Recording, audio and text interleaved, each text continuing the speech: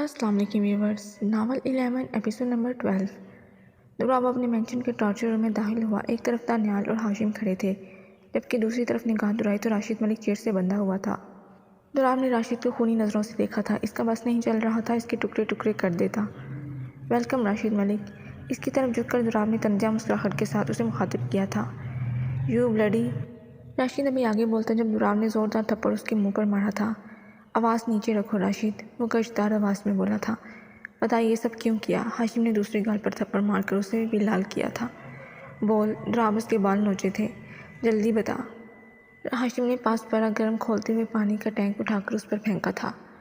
नहीं बताऊंगा, राशिद चिल्लाया था। इसकी जिल्द गोया झुलस गई थी। दुराब ने अपना कंट्रोल खोया था और इसको डंडे से मारने लगा था, लेकिन इसने अपनी ज़ुबान से कुछ न बोला।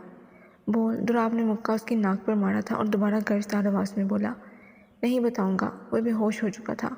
छोड़ो इसे, कल देखेंगे। दुराब में सकत गोया ख़त्म हो गई थी। इसने अपने हाथ साफ़ किए और नाज़लीन से मिलने चला गया। वो सुकून से अपने बेड पर मज़े की नींद ले रही थी। मुझे माफ़ कर दो, लेकिन राशिद मलिक बहुत ही बुरा इंसान है। दुराब ने नाज़लीन को देखकर दिल में सोचा था और फिर इसके सरहाने आकर इसे अपने साथ लगाया था। सर, नाज़लीन की धीमी आवाज़ आई थी। तुम थकी हो, सो जाओ। वो दोनों ऐसे ही एक दूसरे की पनाहों में सो चुके थे। खा लो ना। अगले दिन दुराब ने राशिद मलिक को दोबारा टॉर्चर किया, लेकिन इसने कुछ ना बताया। इसके बाद वो नाज़लीन के पास आया था। इसे किसी बात का नहीं पता था। मुझे ऐसा क्यों लग रहा है जैसे कुछ गलत है, नाज़लीन ने कहा। नाज़ो, सब ठीक है। दुराब ने उसकी गाल पर लब रखे थे। मेरे दिल में दर्द सा हो रहा है। नाज़लीन ने दिल की जानिब हाथ रखा था, जबकि दूसरी तरफ राशिद दर्द से तड़प रहा था। इट्स ओके, कुछ नहीं हुआ। दुराब ने उसे नॉर्मल करना चाहा। आई नो, जब तक आप साथ हो कुछ गलत नहीं हो सकता। मैं कुछ गलत नहीं करूँगा। दुराब को राशिद मलिक का पक्का पता था कि वो कसूरवार है, एक मुजरिम है। नाज़ो प्लीज़, मुझे कभी मत छोड़ना, कभी भी नहीं, नहीं तो मैं सब कुछ तहस नहस कर दूँगा। दुराब ने जुनूनी अंदाज में नाज़लीन को खुद में भींचा था। अच्छा, मैं कहीं नहीं जा रही। नाज़लीन मचलने लगी थी। क्या तुम मेरे लिए कुछ फ़ील करती हो? दुराब ने उसका चेहरा थामा। फ़ील? नाज़लीन को इन सब बातों की क्या समझ? कुछ नहीं, वो मायूस हुआ था। ओके देख, हम तुझे टॉर्चर नहीं करना चाहते, चल बता दे। हाशिम ने एक और दफ़ा मगजमारी की थी। Leave me. दो रस्सियों की मदद से उसे उल्टा लटकाया हुआ था। इसको ऐसे ही छोड़ दो। दानियाल को हाशिम ने तनबीह की। वो कुछ तलाश कर रही थी जब चेयर से टुकरा कर गिरी थी। इसका सर फर्श से लगा था। सूजन की वजह से इसे दर्द हो रहा था। उफ, अब दुराब सर डांट देंगे, मुझे इसे छुपाना होगा। नाज़लीन यही सोचकर बेड पर दीवार का सहारा लेती हुई गई और तकिए से सर छुपा दिया। नाज़लीन देखो, मैं तुम्हारे लिए पिज़्ज़ा लाया हूँ। दुराब रूम में आया तो नाज़ो को सोने की हालत में पाया, जो कि सोने का ड्रामा कर रही थी। अरे सो गई। आगे बढ़कर दुराब ने इसका जायज़ा लिया। नाज़लीन ने अपना सर और चेहरा मज़ीद तकिए के अंदर छुपाया था। क्या तुम सच में सो रही हो? दुराब ने नोट किया।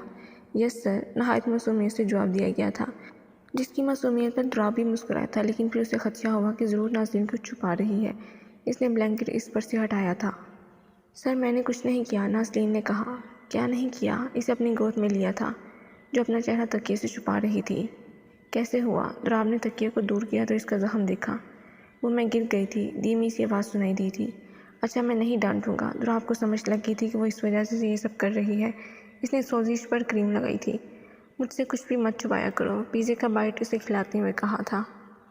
अगली सुबह वो दोनों एक दूसरे की बाहों में सो रहे थे। जब नाज़लीन उठी तो इसने दुराब का बाजू खुद पर महसूस किया। अपने हाथ से इसने दुराब को मौजूदगी को ट्रेस किया था। उफ़, ऐसे पकड़ कर रखा है जैसे मैं भाग जाऊंगी। नाज़लीन इसे ज़रा सा हिलाया। सोने दो ना, मुझे थकावट है, दुराब ने रूहान से लहजे में कहा।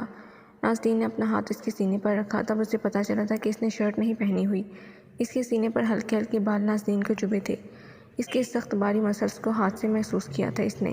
वो इसकी बॉडी एप्स को अपने हाथ से महसूस करने लगी थी। नाज़लीन मत करो ऐसा, वरना मेरे अंदर का जानवर जाग जाएगा। दुराब की आवाज़ सुनकर इसने फ़ौरन हाथ पीछे किया था, जिससे लग रहा था कि वो सो चुका है, लेकिन वो तो जाग रहा था। आप तो पहले ही जानवर हो। इसने की आवाज़ निकाली। अच्छा जी, तो अब देखना ये जानवर करता क्या है। शरारती अंदाज अपनाए दुराब अब उसके ऊपर आ चुका था। मेरे मसल्स को तुम महसूस कर चुकी हो, अब ज़रा मुझे भी अपने मसल्स का दीदार करने दो। एक ही लम्हे में दुराब ने उसकी कुर्ती पेट से ऊपर कमर तक सरकाई थी, जिसके साथ ही नाज़लीन की सांसों से उसकी कमर ऊपर नीचे होने लगी थी। दुराब ने फ़ौरन ही अपने लब उसके पेट पर रखे थे। नाज़लीन ने इसे सख्ती से पकड़ा था और कराहने लगी थी। दुराब की जुनूनी कैफियत से अपना चेहरा इसकी नाजुक वजूद में छुपाया था। इसने नाज़लीन की कुर्ती और ऊपर सरकाई थी। نازو تمہارے مسلس تو مجھ سے زیادہ ہیوی ہیں۔ نازنین کی پرواہ کیے بغیر اس نے دل کے مقام پر اپنا ہونٹ رکھا۔ نازنین کی سسکی میں اضافہ ہوا تھا۔ سر کچھ پوچھوں؟ نازنین کی آواز جیسے کھائی سے آئی تھی۔ اتنا اچھا سین چل رہا ہے، کیوں خراب کرنا چاہتی ہو؟ اس نے فوراً اس کی گردن پر لب رکھے تھے۔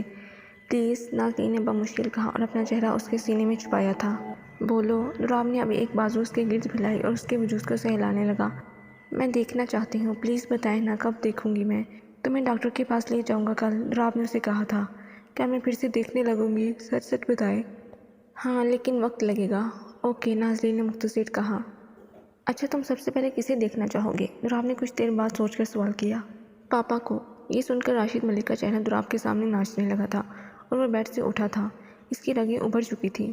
سر، نازنین اپنا ہاتھ پھیر کر بیڈ پر اسے تلاش کرنے لگی تھی، لیکن وہ وہاں سے جا چکا تھا۔ وہ سیدھا ٹارچر روم میں گیا تھا اور راشد ملک کو دیکھا تھا، جس کی حالت غیر تھی۔ اسے برا لگا تھا کیونکہ وہ نازنین کا باپ تھا۔ کھانا لاؤ۔ دراب کی اس بات پر راشد نے اسے دیکھا۔ دراب نے اسے کھانا دیا تھا۔ اسے اس نے خوشی سے کھایا تھا کیونکہ بھوک سے اس کا برا حال ہو چکا تھا۔ دیکھو، مجھے بس اتنا بتا دو کہ کیوں کیا تم نے یہ سب؟ اس نے امید سے کہا تھا۔ راشد کچھ سے خاموش رہا۔ بدلہ لینے کے لیے، اس کی بات درلے سے بولا۔ بدلہ؟ دراب شاک ہوا۔ ہاں، تم سے، راشد نے اسے گھورا۔ وٹ؟ دراب کو ایک اور جھٹکا لگا تھا۔ تم اپنے آپ کو مافیا باس مانتے ہو نا؟ بلڈی جا کر خود پتہ لگا لو، راشد نے کہہ کر لگایا۔ دراب کا پارا ہائی ہوا تھا۔ 2 دن میں پتہ لگا لوں گا۔ مجھے کیسے بھی کر کے گھر کے اندر پہنچنا ہے۔ اریان دراب کے مینشن کے باہر کھڑا تھا۔ میرے پاس ایک آئیڈیا ہے، بجلی کی بندش کروا دو، جس کی وجہ سے تم الیکٹریشین بن کر چلے جاؤ۔ اس انسان کی مدد سے اریان نے مینشن کی بجلی کٹ کی تھی۔ دوسری طرف لائٹ جانے پر دراب حیران تھا۔ میں دیکھتا ہوں، دانیال نے اسے کہا اور دراب میٹنگ میں چلا گیا۔ اس نے نکلی داڑھی اور مونچھیں لگا لی تھی۔ الیکٹریشین کو کال کرو، دانیال نے دوسری طرف گارڈ سے کہا۔ جیسے ہی الیکٹریشین آیا تھا تو اریان نے فوراً اس پر حملہ کیا تھا اور خود اس کی جگہ مینشن کے اندر قدم رکھا۔ دانیال نے اسے روکا تھا۔ اس کی تفتیش کی اور پھر لائٹ ٹھیک کرنے کا بولا۔ وہ گھر کے پچھلے حصے میں گیا اور ایسا ظاہر کروایا جیسے وہ وائر چیک کر رہا ہو۔ مجھے سب سے پہلے نازنین کو ڈھونڈنا ہے۔